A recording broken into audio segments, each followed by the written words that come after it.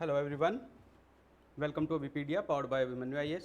My name is Brijesh and today again we will see some important facts about Indian agriculture, right? And this is for revision course for Punjab Patwari. Okay, so let's get started and revise quickly important facts. So,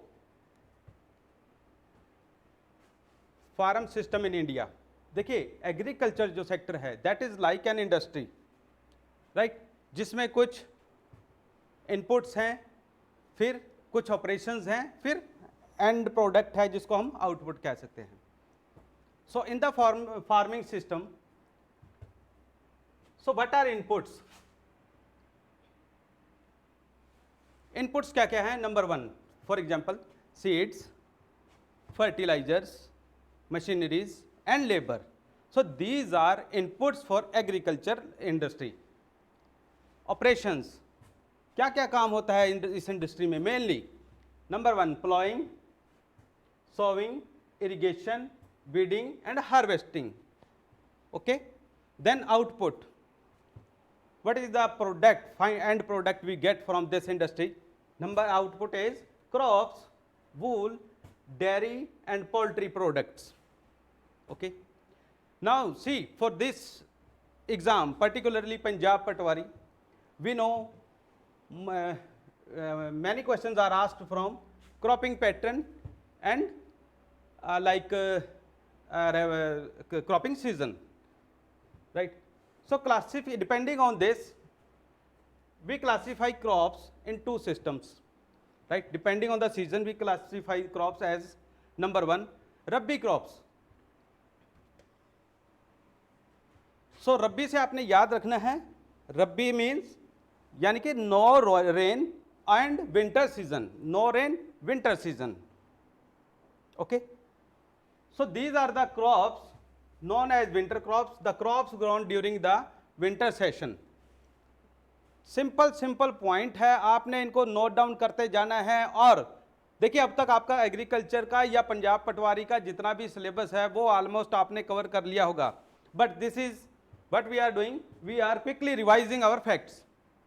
Okay, so when these crops are grown, October to December these crops are grown and harvested from April to June.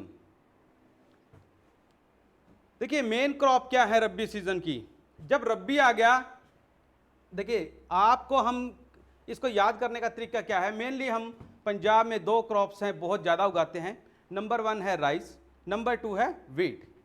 So rabi crop are से start है, तो हमने rain इसमें जैसे हमने फिर rice को नहीं इंक्लूड करना, राइट? सो राइस को इंक्लूड नहीं करेंगे तो दूसरी क्रॉप क्या है? वीट. तो रब्बी क्रॉप में क्या आ जाएगा? Wheat. Main crops are wheat, barley, pea, gram and mustard. Okay, बहुत इंपॉर्टेंट पॉइंट है, काफ़ी क्वेश्चंस इसमें से आते हैं, लगभग हर एग्जाम में इसको पूछा जाता है. सो रब्बी कैसा सीजन है? When there is no rain और you can say very few rain, small rain, मतलब थोड़ी रेन जहाँ पे होती है, और विंटर सीजन. ठीक है, तो जो इसका पीरियड क्या है? अक्टूबर टू दिसंबर इसको लगाया जाता है, और हार्वेस्टिंग कब करते हैं? April to June. अब इसकी मेन क्रॉप्स कौन कौन सी हैं? Wheat, barley, pea, gram and mustard, right. Then इसमें ये कहाँ कहाँ पे ज़्यादा ये क्रॉप्स उगाई जाती हैं? Punjab, Haryana, Himachal Pradesh, Jammu and Kashmir, Uttarakhand, Uttar Pradesh. So these are the important producers of rabi crops. Next is kharif crops. So kharif crops are also known as summer crops. देखिए रब्बी से हमें पता लग गया है विंटर क्रॉप्स हैं, तो नेक्स्ट जो क्रॉप्स हैं वो खरीफ क्रॉप्स हैं. बेसिकली खरीफ क्रॉप्स क्या है? मानसून में इसमें हमें पानी की ज़्यादा मात्रा चाहिए. So these are basically grown in monsoon season. इनकी सोविंग कब होती है? जब फर्स्ट मानसून की बौछार आती है, यूँ कहें जून जुलाई के अराउंड. ठीक है, the beginning of the monsoon harvest में ये स्टार्ट हो जाती है और हार्वेस्टिंग कब होती है? September to October. Important point यहां पे है, जो असम है, वेस्ट बंगाल है, coastal regions of Orissa, Andhra Pradesh, Tamil Nadu, Kerala, Maharashtra, Uttar Pradesh, Bihar, ये इंपॉर्टेंट जो है रीजन्स है जहां पे खरीफ की खेती होती है। अब जैसे मैंने आपको बताया था रबी क्रॉप में हम राइस नहीं करते हैं, तो कहां पे आएगा राइस? मेन क्रॉप, उसको कोरिलेट करने के लिए। तो खरीफ में क्या आ जाएगा? इसकी मेन क्रॉप क्या आ जाएगी? राइस। देन मेज, jowar, bajra, toor, moong, urad, cotton, jute, groundnut and soybean crops. So these are main crops of Kharif season. Now in between Kharif season and Rabi season there is a small season which is called Zaid season, right? So in between Kharif season and Rabi season there is a small season that is called Zaid season. और Zaid season में हम जो mainly फसल उगाते हैं वो कौन सी होती हैं? जैसे खरबूजे, तरबूज, ठीक है, और खीरे, वेजिटेबल्स मेनली ये, और जैसे चारा जैसे फोडर क्रॉप्स। तो जो ज़ैद क्रॉप है वो स्मॉल सीजन है, और याद रखना है स्मॉल जो पीरियड में जो फसल उगती हैं वो हम यहाँ पे उगाते हैं, ठीक है। तो मेन जो क्रॉप्स हैं, एग्जाम में अक्सर क्वेश्चन आ जाएगा, ठीक है, तो ये ध्यान रखना है आपने वहाँ पे watermelon, muskmelon, cucumber, vegetables and fodder crops, these are few zaid crops. Important है यहाँ पे एक चीज ध्यान रखना, शुगर केन जो है, गन्ना, ये भी एक ज़ैद सीजन में फसल लगाई जाती है, पर जो कि गन्ना है वो पूरा साल लगभग एक साल इसको लग जाता है उगाने में, राइट। सो ये था कि हमारे क्रॉपिंग सीजन, जैसे जो हमारे सीजन्स हैं, राइट, क्लासिफिकेशन ऑफ क्रॉप्स, किस सीजन में कौन सी क्रॉप उगाई जाती है, उसकी एक ब्रीफ समरी थी। बट यहाँ से काफ़ी क्वेश्चन आ सकते हैं, सो इस पार्ट को हम इग्नोर नहीं कर सकते, right. Next is common crops. देखिए अक्सर पंजाब पटवारी के एग्जाम में ये जरूर कई बार पूछ लिया जाता है कि ये क्रॉप जो है ये लेग्यूम क्रॉप है, सेरल क्रॉप है, या ऑयल सीड क्रॉप है, या फोडर क्रॉप है। तो यहाँ पे इंपॉर्टेंट है सीरियल्स क्रॉप्स कौन कौन सी होती है, जो अनाज की फसलें होती हैं उनको हम सीरियल्स कहते हैं, right. So important cereal crops are wheat, rice, maize and bajra. Pulse और लेग्यूम क्रॉप्स कौन कौन सी हैं? ग्राम, उड़द और बाकी जो दालें की किस्में हैं। देन ऑयल सीड्स क्रॉप्स, जिससे हम जैसे तेल वगैरह निकाला जाता है, जिनके बीजों से तेल निकालते हैं। सो दीज आर सरसों, तिल, ग्राउंडनट, कैस्टर्ड जिसको हम अरंडी बोलते हैं, पंजाबी में अरंडी कह सकते हैं। Then rape seed, linseed जैसे अलसी, sunflower. So these are main oil seeds crop. Then fodder crop, berseem, guar और मेज, ये हमारी फोडर क्रॉप्स हैं। देन फाइबर क्रॉप, अक्सर इस पे पहले भी क्वेश्चन आ चुका है, ठीक है। फाइबर क्रॉप क्या क्या है हमारी? Jute is a fibre crop. Then root crops जैसे पोटैटो, कैरेट, कैसावा और स्वीट पोटैटो, ठीक है। देन ट्यूबर क्रॉप्स, ये एक चीज यहां पे ध्यान रखना, आपने एग्जाम में ऑलरेडी एक क्वेश्चन आया था कि जो पोटैटो है, राइट, वो जो पौधा है उसका क्या पार्ट है? इट इज ए ट्यूबर, और it is A stem, it is a flower, right, it is a fruit. तो वहां पे इसका आंसर था, जो पोटैटो है वो क्या है? एक ट्यूबर, ठीक है। तो ध्यान रखना है इस चीज को, यहाँ पे ये स्वीट पोटैटो नहीं है, ये स्वीट पोटैटो है, थोड़ी सी मिस्टेक है, कॉमा नहीं आना चाहिए था। स्वीट पोटैटो, शकरकंदी को बोलते हैं हम, ठीक है। देन कैरेट, और ये जो ट्यूबर क्रॉप्स कौन कौन सी है? पोटैटो, टर्निप, ऑनियन और गार्लिक, ये ट्यूबर क्रॉप्स हैं, राइट। अब देखिए ये क्वेश्चन मैंने आपको जैसे बताया है, ये पहले आ चुका है। ये जैसे पोटैटो क्या है? ट्यूबर क्रॉप है एक। The next is sugar crops, जिससे शुगर बनती है, वो क्रॉप्स कौन कौन सी हैं? नंबर 1 शुगर केन, फिर बीट रूट, स्टार्च क्रॉप्स कैसावा और ग्वार। मेडिसिनल क्रॉप्स कौन कौन सी हैं, जैसे मेडिसिनल हमारे पौधे हैं जैसे mint, amla, aloe vera, tulsi, saffron और vanilla. So these are our medicinal crops. Spices और कॉन्डिमेंट्स के लिए अजवाइन, सौंफ, मुलट्ठी और chilli. Next is vegetable crops. Vegetable crops कौन कौन सी हैं, cauliflower, tomato, bhindi, brinjal, chillies, capsicum, paprika, then pumpkin, bottle gourd, bitter gourd. Bitter gourd you all know right, karela. Then green manure crops. Green manure crops कौन सी हैं, धनिया, बरसीम, ग्वार। फ्रूट क्रॉप्स, फ्रूट क्रॉप्स जो जो हमारे फल हैं, apple, mango and banana. Okay, then flower crops, gladiolus and marigold. Now types of crops, देखिए अक्सर एग्जाम में इस पे भी क्वेश्चन आता है कि कौन सी इनमें से कैश क्रॉप है, कौन सी कैच क्रॉप है और कौन सी प्लांटेशन क्रॉप है, राइट। तो ये क्या है, टाइप्स ऑफ क्रॉप्स, राइट। अब कैश क्रॉप्स, कैश क्रॉप्स कौन कौन सी हैं, groundnut, mustard, sunflower, sugar cane, cotton, coffee and T.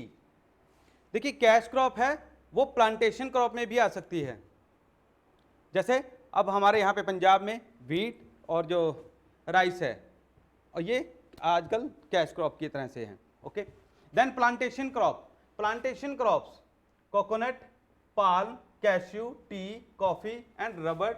The minor plantation crops include cocoa. Catch crop, catch crop क्या होती है, देखिए कैच क्रॉप हम तब यूज करते हैं या तो जैसे एक मेजर फसल, दो मेजर फसल लगाई हैं, उनके बीच में अगर कोई स्मॉल पीरियड है तब हम कैच क्रॉप लगाएंगे, या मान लीजिए हमारी मेन क्रॉप हमने लगाई है वो फेल हो गई है, उसकी भरपाई करने के लिए हम दूसरी फसल लगा रहे हैं, तब हम कैच क्रॉप यूज करते हैं। ठीक है, तो ये जो कैच क्रॉप है मेजर क्रॉप से अलग होती है। ठीक है, तो इसमें कुछ वेजिटेबल्स की क्रॉप्स आ जाती हैं। Now depending on the climate condition, again we divide the crops in different categories. Tropical crops, tropical season कैसा सीजन होता है, जैसे शुष्क और गर्म सीजन जो होता है उसको हम ट्रॉपिकल सीजन बोलते हैं। ट्रॉपिकल क्रॉप्स कौन कौन सी हैं, कोकोनट, शुगर केन और ज्वार। सब ट्रॉपिकल क्रॉप्स कौन कौन कौन सी हैं, rice and cotton. Temperature crops wheat, barley और polar crops alpines, pasture grasses, fodder crop. Okay, so ये इंपॉर्टेंट एक पॉइंट है, यहां से पहले क्वेश्चन आ चुका है, आपने इसी पैटर्न पे इसको याद रख लेना है एक बार। Next is types of farming, इस पे भी बहुत क्वेश्चन आते हैं। ओके, सो देखिए हम आज क्या कर रहे हैं, हम रिवीजन कोर्स कर रहे हैं, तो रिवीजन कोर्स में हम फटाफट जो इंपॉर्टेंट चीजें हैं उनको कवर कर रहे हैं। सो टाइप्स ऑफ फार्मिंग में क्या आ जाता है, सब्सिस्टेंस फार्मिंग। आपने सब्सिस्टेंस से याद रखना है, इसको याद कैसे रखेंगे, सब्सिस्टेंस फार्मिंग जो सब्सिस्टेंस के लिए की जाए, जो फैमिली के लिए की जाए। ओके, राइट, जो फार्मिंग हम फैमिली के लिए करते हैं, बेसिकली जो किसान जो फसल लगाता है उसका पर्पज फसल को बेचना नहीं होता, वो अपनी फैमिली के लिए लगाता है। दूसरा, इसमें आउटपुट कम होती है, और जो फार्मिंग टेक्नोलॉजी है या मशीनरी है, टूल है, फर्टिलाइजर्स हैं, वो बहुत कम यूज होते हैं। इसमें जो इरिगेशन का मेथड है वो मेनली मानसून रहता है। ओके, या बारिश पे जो फसलें हैं वो बारिश पे ज़्यादा डिपेंडेंट होती है। नाउ इसमें भी सब्सिस्टेंस फार्मिंग भी दो तरीके की है, एक तो परमिटिव सब्सिस्टेंस फार्मिंग। परमिटिव जो सब्सिस्टेंस फार्मिंग है, परमिटिव जो पुराने समय से चलती आ रही है, राइट। इसमें एक तो ये भी फर्दर हम दो तरीके से डिवाइड करते हैं, एक तो शिफ्टिंग कल्टीवेशन और नोमैडिक हर्डिंग। एक है शिफ्टिंग कल्टीवेशन और दूसरी है नोमैडिक हर्डिंग। शिफ्टिंग कल्टीवेशन में क्या होता है, इसको हम बर्न एंड स्लैश मेथड भी कहते हैं। Right. So burn and slash, इसमें क्या होता है, जैसे जो किसान हैं, राइट, जिसमें किसान जो है वो छोटी छोटी फसलें जैसे मेज, यैम, पोटैटो एंड कसेवा लगाता है। अब जो शिफ्टिंग कल्टीवेशन, जिस चीज से इसका नाम पड़ा वो क्या है कि जो किसान है 2-3 साल तक खेती करता है, उसके बाद फिर वो उस जमीन को छोड़ के दूसरी जमीन पे खेती करने लग जाता है। इससे क्या होता है, जो पहले जमीन की फर्टिलाइजेशन कम हो गई है, इन अराउंड 2 और 3 ईयर्स जो नेचर है वो अपने आप ही अपने आप को रिप्लेनिश, अपने आप को ठीक कर लेती है, तो वो दोबारा से वो सॉइल फर्टिलाइज हो जाती है, राइट। तो फार्मर्स क्या करते हैं, पहले एक पोर्शन में खेती करते हैं, फिर दूसरे में करते हैं, ऐसे वो शिफ्ट करते रहते हैं। नाउ दूसरा है नोमैडिक हर्डिंग। नोमैडिक हर्डिंग क्या चीज है? नोमैडिक हर्डिंग जो है, इसमें जो हर्ड्समैन हैं, जो पेस्टोरल पीपल होते हैं, जो चारागाह जैसे अपने पशुओं को, जो चरवाहे हैं, जो अपने पशुओं को एक जगह से दूसरी जगह पे ले जाते हैं जहाँ पे उनको प्रॉपर फसल जैसे उनका चारा मिल सके पशुओं को। सो नोमैडिक हर्डिंग में क्या आता है, this type of farming is done on semi dry area and dry area like central Asia, some parts of India like Rajasthan and Jammu and Kashmir. So nomadic herding में जो हर्ड्समैन हैं वो अपने पशुओं को, बहुत ज़्यादा हर्ड्स होते हैं, उनको पशुओं को सारे को लेके चलते हैं एक प्लेस से दूसरे प्लेस तक, ठीक है। The next is intensive subsistence farming. Intensive subsistence farming किस तरह की फार्मिंग है? देखिए, इंटेंसिव सब्सिस्टेंस फार्मिंग में क्या होता है कि जैसे समान लैंड होल्डिंग है, जैसे पहले किसानों के पास बहुत ज़्यादा ज़मीन होती थी, फिर आगे आगे आगे वो ज़मीन के साइज़ कम होने लग गए हैं, तो ज़्यादा पैदावार लेने के लिए क्या करते हैं, हम कुछ ऐसी फसल लगाते हैं। और उसमें क्या है, इसकी करेक्टरिस्टिक क्या है इंटेंसिव सब्सिस्टेंस फार्मिंग की? एक तो वेरी स्मॉल होल्डिंग है, दूसरा farming is very intensive, much hand labour, this is the important point. इसमें जो लेबर है वो बहुत ज़्यादा यूज होती है, हैंड लेबर बहुत ज़्यादा लगती है, राइट। और इसमें क्या करते हैं हम, एनिमल्स और प्लांट्स मैन्योर्स, जो एनिमल्स भी यूज करते हैं हम, और जो मैन्योर है देसी खाद हम इसमें ज़्यादा यूज करते हैं, right. Dominance of paddy and other food crops, इसमें जो फसलें ज़्यादातर लगाई जाती है वो राइस और व्हीट की लगाई जाती है। Next is commercial farming. Commercial farming का क्या ऑब्जेक्टिव क्या है? कमर्शियल फार्मिंग इंडस्ट्री से रिलेटेड है। जो फार्मर्स जो फसल लगाते हैं उसको, उनका पर्पज क्या होता है कि हमने ये फसल बेचनी है, इंडस्ट्री को देनी है, right. In commercial farming crops are sown and animals are reared for sale in market.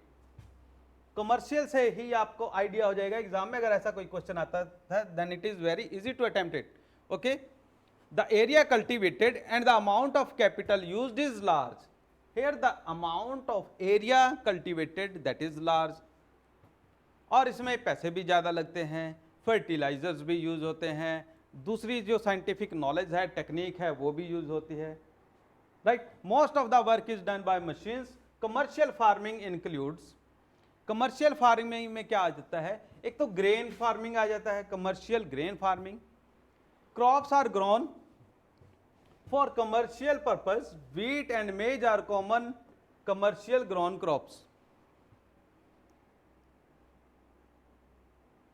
Then mixed farming, commercial crop farming के अंदर आता है mixed farming।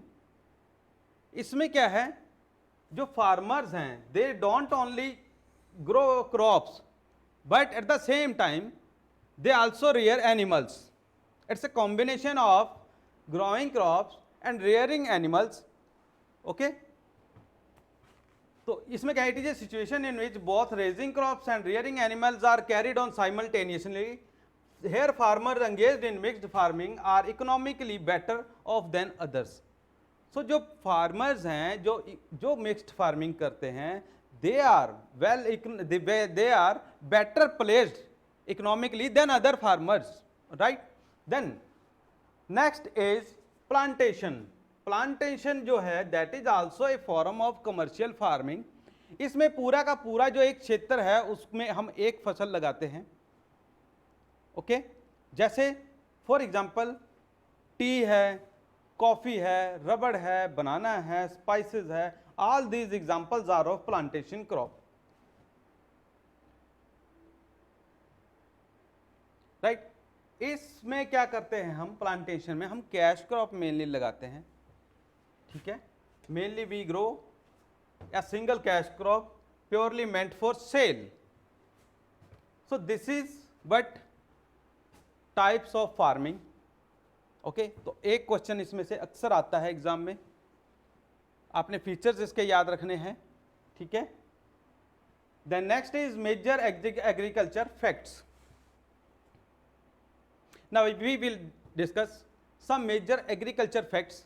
What is the position of India with respect to a crop and जो world में कौन सा country किस crop में आगे है। नंबर 1 अगर बात करें तो वीट में सबसे ज्यादा जो top producer in the world is China, and in our country top producer is UP. Okay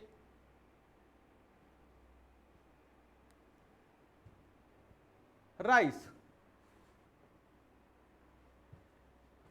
India का जो प्लेस है इसमें, ये भी ध्यान में रख लेना, इंडिया का सेकंड प्लेस है इसमें वीट में और राइस में। In case of rice China is at number 1 position. Then अगर हम अपने कंट्री की बात करते हैं then West Bengal is the top producer. Okay क्योंकि राइस के लिए जो फसल है उसके लिए जो मौसम चाहिए वो कैसा शुष्क मौसम जिसमें नमी ज़्यादा हो। ठीक है, तो ऐसा कुछ मौसम चाहिए, तो ये जो हमारे कोस्टल एरियाज़ हैं वहाँ पे ज़्यादा मिलता है, तो वहाँ पे राइस की खेती बहुत ज़्यादा होती है। वेस्ट बंगाल हो गया। ठीक है, देन मेज, मक्की में USA is the top producer, and Andhra Pradesh में मेज की जो क्रॉप है वो बहुत ज़्यादा उगाई जाती है। देन ग्राम, चना India is at the number 1 position in growing crops और प्रोड्यूसिंग ग्राम। चने में की पैदावार में इंडिया नंबर 1 पे है।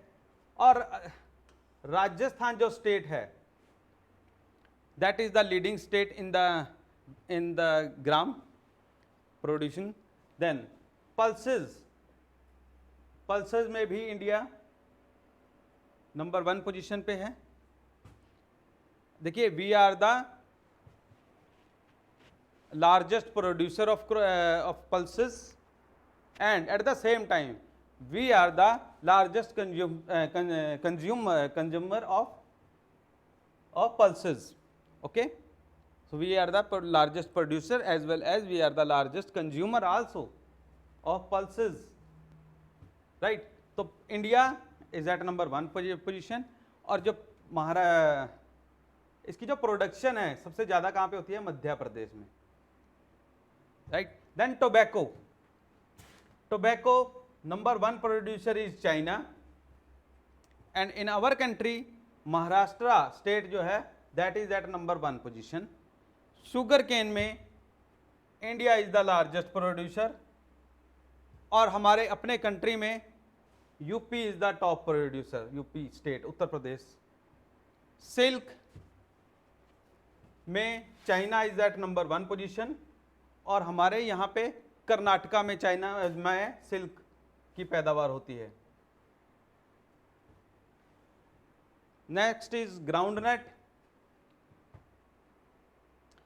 ग्राउंडनट में China is at number 1 position, India is at 2nd position, और गुजरात में हमारे यहाँ पे सबसे ज़्यादा मूंगफली जैसे उगाई जाती है। एक चीज़ और याद रखना, जो ऑयल सीड्स क्रॉप्स हैं उसमें भी गुजरात जो है ऑयल सीड प्रोडक्शन में Gujarat is at number 1 position. Okay, next is tea. China is the top producer, और अपने स्टेट में जो चाय है वो कहाँ पे मिलती है, असम में। कॉफ़ी में ब्राज़ील में सबसे ज़्यादा पैदावार है या प्रोडक्शन है, और हमारे कंट्री में कर्नाटका में। देन रबड़ थाईलैंड में सबसे ज़्यादा बनता है, और हमारे यहाँ पे केरला में उगाया जाता है। ठीक है। देन कैशू नट वियतनाम, और हमारे अपने कंट्री में महाराष्ट्र। देन मस्टर्ड, मस्टर्ड कहाँ पे उगाया जाता है ज़्यादा? Nepal is number one position in the production of mustard, and Rajasthan और कर्नाटका में हमारे यहाँ पे इंडिया में मस्टर्ड बहुत उगाया जाता है। Largest oil seed producing state, as I have already told you, that is Gujarat. Next is soybean. US stands at number 1 position in the production of soybean, right? And in our country, Maharashtra and Madhya Pradesh are the top producers of soybean. Then cardamom, इलायची, इलायची में Indonesia और ग्वेतमाला, ये दो country हैं, ये काफ़ी ज़्यादा मात्रा में प्रोड्यूस करते हैं। एग्जाम में अगर आ जाए तो जो ऑप्शन है उसके हिसाब से आप देख लेना, ठीक है, उसके हिसाब से आंसर में एक ही मिलेगी, तो आप इंडोनेशिया या ग्वेतमाला सेलेक्ट कर सकते हैं। नेक्स्ट इज जो कैर्डामोम है, इसको मसाले की रानी, क्वीन ऑफ स्पाइसेस भी कहते हैं, राइट। तो ये जो हमारे यहाँ पे कहाँ पे ज़्यादा उगाई जाती है? कर्नाटका में। देन स्पाइस, मसाले कहाँ पे उगाए जाते हैं? India is top producer. दो इंपॉर्टेंट चीजें हैं ये, कॉटन और स्पाइसेस में India is at number 1 position. और जो कॉटन है वो सबसे ज्यादा कहां पे उगाई जाती है? गुजरात में भी, राइट। देन स्पाइसेस में इंडिया नंबर 1 पोजीशन पे है, और आंध्र प्रदेश हमारे स्टेट में जैसे वहां पे स्पाइसेस बहुत ज्यादा उगाए जाते हैं। Okay, so next is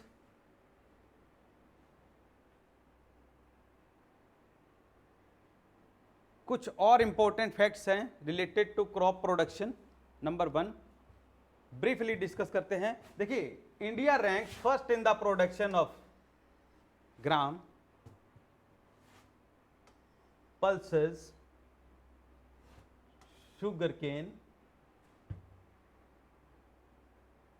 okay, then cotton, jute, spices.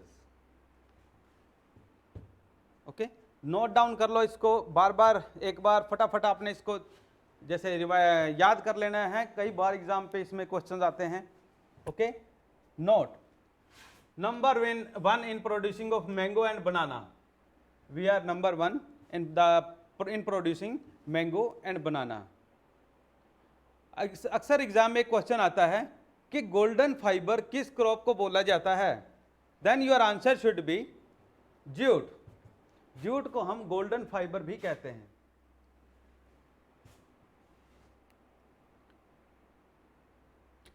अब ये क्वेश्चन तो सभी को ऑलमोस्ट सबको पता होगा, फैक्ट है। The crop which requires water logging for its cultivation is rice.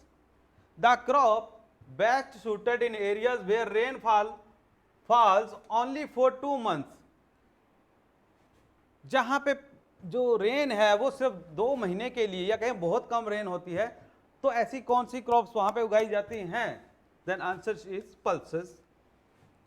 The ideal crop for areas with rainfall about 200 centimetre and sloping hills, जहां पे हिल्स होती हैं और जो बारिश है वो 200 सेंटीमीटर से ज़्यादा हो, उसका इस जैसे इस सिचुएशन में कौन सी क्रॉप है जो ज़्यादा उगाई जा सकती है? Then answer is tea. Then the crop which is sown in largest area in India, Bharat में सबसे ज़्यादा एरिया पे कौन सी फसल उगाई जाती है? तो आंसर इज राइस, और एरिया कितना है? 43.9 million hectares as per 2013-14 estimates. ठीक है, अब अगर आज की बात करें तो ये एरिया ज्यादा भी हो सकता है, but this is according to 2013-14 estimates. Okay, so ये कुछ इंपॉर्टेंट फैक्ट्स हैं जो आपने याद रखने हैं, ये तो आपकी फिंगर टिप्स पे होने चाहिए। देखिए पटवारी का एग्जाम है, लेवल बहुत ज़्यादा हाई नहीं हो सकता, ठीक है। आप अगर हम प्रीवियस ईयर के क्वेश्चंस देखें तो बहुत सिंपल और क्वेश्चंस थे, ठीक है। तो आपने ये चीजें अपने फिंगर टिप्स पे रख लेनी है। Next is the crop whose production is the largest in India, estimates 2013-14 के accordingly we are the largest producer of sugar cane. Then cereal crops whose production is largest in India, cereal crop यानी कि अनाज की खेती में, whose production is largest in India, rice की खेती सबसे ज्यादा होती है,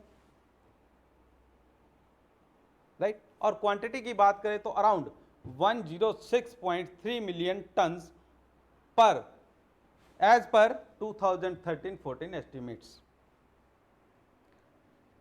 The agriculture produce which has the highest percentage share of imports, सबसे ज्यादा हम क्या इंपोर्ट करते हैं? Edible oil, about 68% of imports of food and allied products, right? ये बहुत इंपॉर्टेंट है, कई बार ये पूछा जा सकता है, ठीक है। Then agriculture produce which has the highest percentage share of exports, exports हम जैसे सबसे ज्यादा कौन सी फसल का करते हैं? Then rice.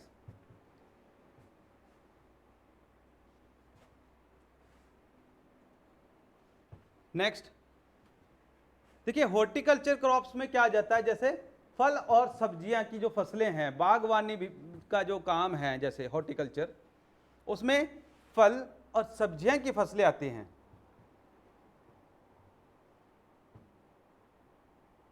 टोटल जो हमारा नेट क्रॉप्ड एरिया है उसमें 10% जो है वो हम हॉर्टिकल्चर के लिए यूज करते हैं।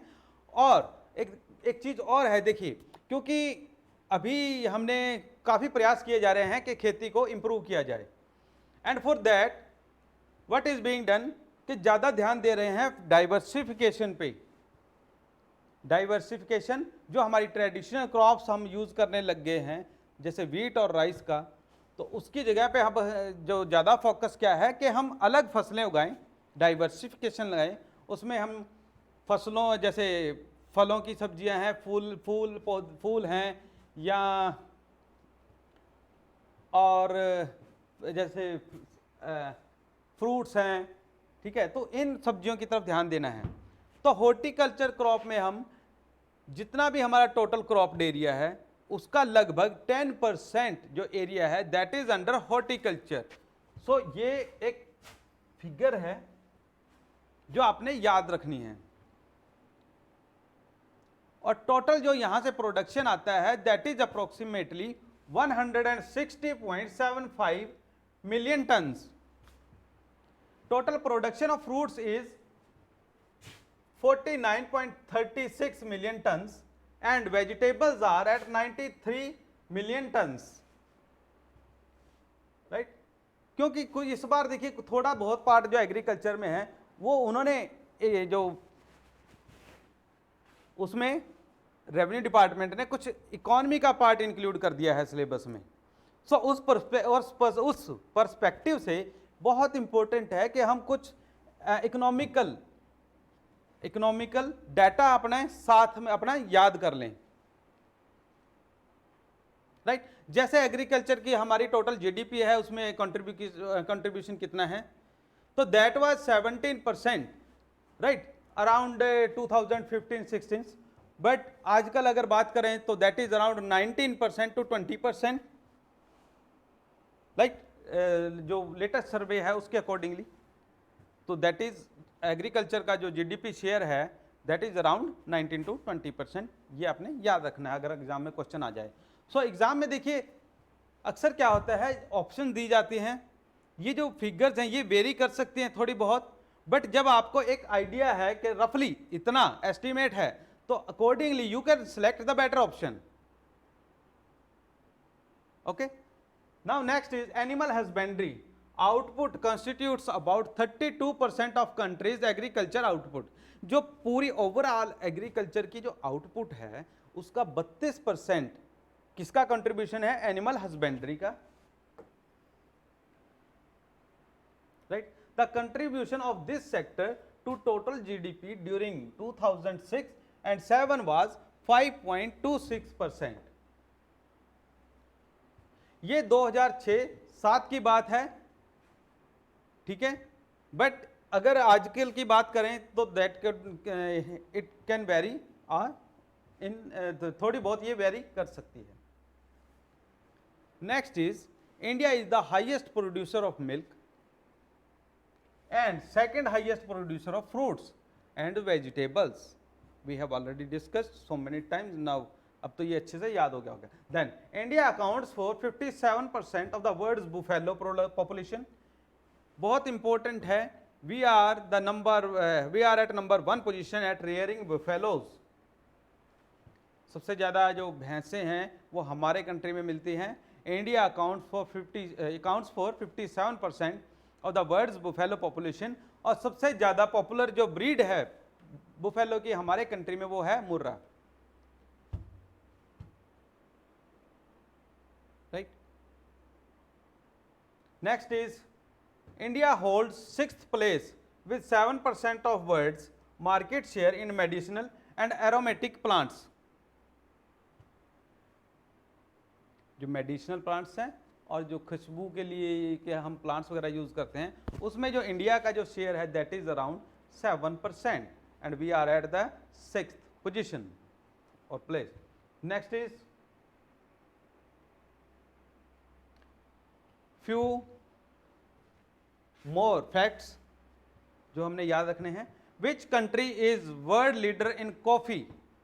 टी में चाइना है, ठीक है। अब कॉफी में ब्राजील है। Which country is world leader in jute and fiber production? India. Now which country is world leader in seed cotton production? China. Which country is world leader in tobacco leaves production?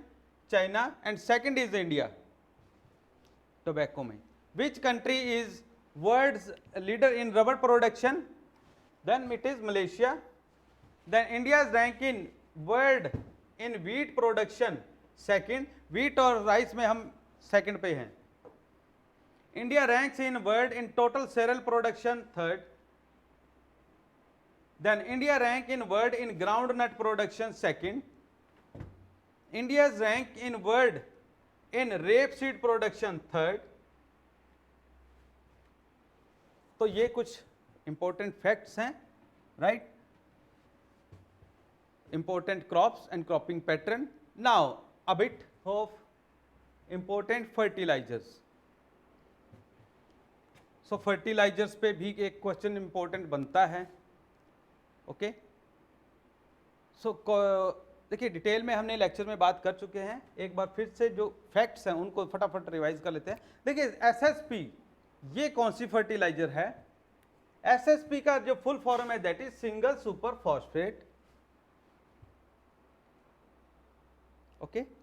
इसमें क्या है? Phosphorus, calcium और sulphate. जो calcium इसमें phosphorus, calcium और sulphate, ठीक है, इसमें आते हैं एसएसपी में। और ये जो फर्टिलाइजर है ये पाउडर की फॉर्म में आता है और ग्रेन्युलर दोनों फॉर्म में आता है, राइट। नेक्स्ट जो फर्टिलाइजर आता है दैट इज यूरिया। यूरिया में क्या होता है दैट देखिए NH3 और CO2, ammonium molecules, then carbon oxides of carbon. Then urea का जो नाइट्रोजन कंटेंट है वो इंपॉर्टेंट है, ये तो आपने भूलना ही नहीं, दैट इज 46%। यूरिया में जो नाइट्रोजन कंटेंट है that is 46%। Now we see ammonium sulphate. Ammonium जो सल्फेट है दैट इज NH4 2SO4, इसका जो नाइट्रोजन कंटेंट है right that is 20 to 25%.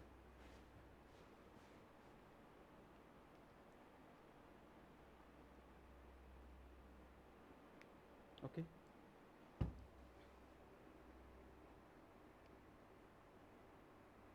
Then ammonium chloride NH4Cl, जो नेक्स्ट जो फर्टिलाइजर है दैट इज DAP, इसमें 18% नाइट्रोजन 18% नाइट्रोजन और फास्फोरस के oxide 46% phosphate. Next is NPK complex fertilisers, nitrogen phosphorus और पोटाशियम. ठीक है, अगर कंपाउंड की बात करें कॉम्प्लेक्स की बात करें अगर आ जाए तो नाइट्रोजन P2O5 और ऑक्साइड्स ऑफ पोटाशियम. ठीक है,